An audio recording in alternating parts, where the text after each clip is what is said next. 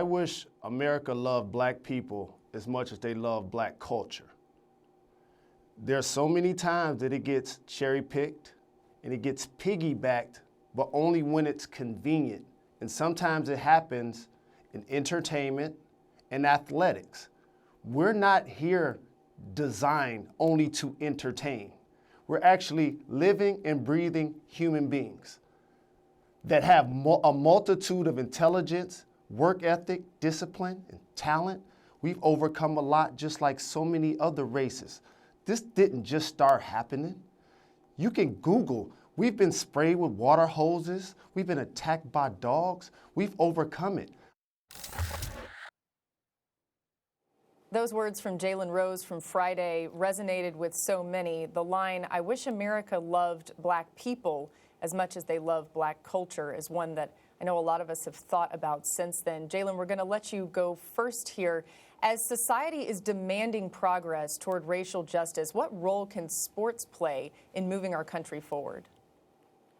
So there are a lot of roles that sports can play. A lot of times I hear players and or members of the media want society to mirror the melting pot that takes place in a locker room, but I don't love that analogy, and the reason why is because in a locker room, you all have a vested interest in one another. You succeed, I succeed, we win.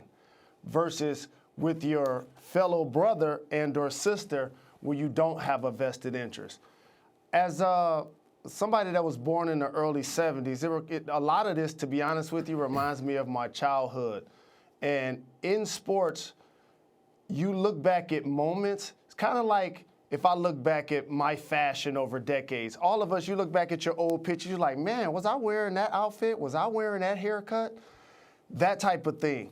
And so as I replay so many decades in my life, I think for those in sports, where were you when a couple of these things took place, and what was your stand?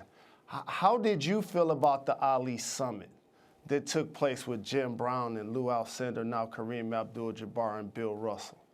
How did you feel when Tommy Smith and John Carlos raised a fist at the Summer Olympics? Or when Colin took a knee, which became really symbolic of the death that took place with George Floyd? So as you look back on your history as Americans, and white silence is violence, whether we want to admit it or not, now it's a turn for us to lock arms together and pull in the right direction as one. That's the only way we're going to get to our goals. I would say, Jalen, the reason I wanted to talk about this, particularly your comment saying, I wish America loved black people like they like black culture, because that stayed with me since you made it when you made it. First of all, it's Friday. We do have a vested interest in each other. I disagree with you about that in the sense that we are supposed to be the United States of America. And there is the majority of the people in this country are what I call the multiracial coalition of those of goodwill.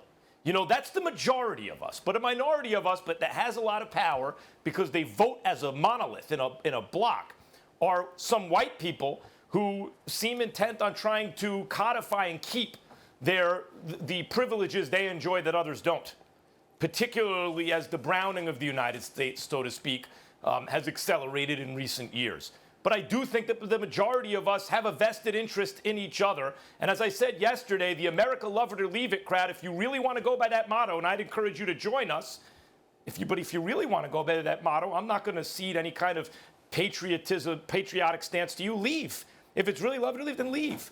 I want to say something about what Marcus Spears said. We played a clip of him getting choked up talking about his son. Jalen, Stephen A., Marcus Spears is my man. That's not just some guy. He's a friend and colleague, and friend. So when he is crying about his son, I get a lump in my throat.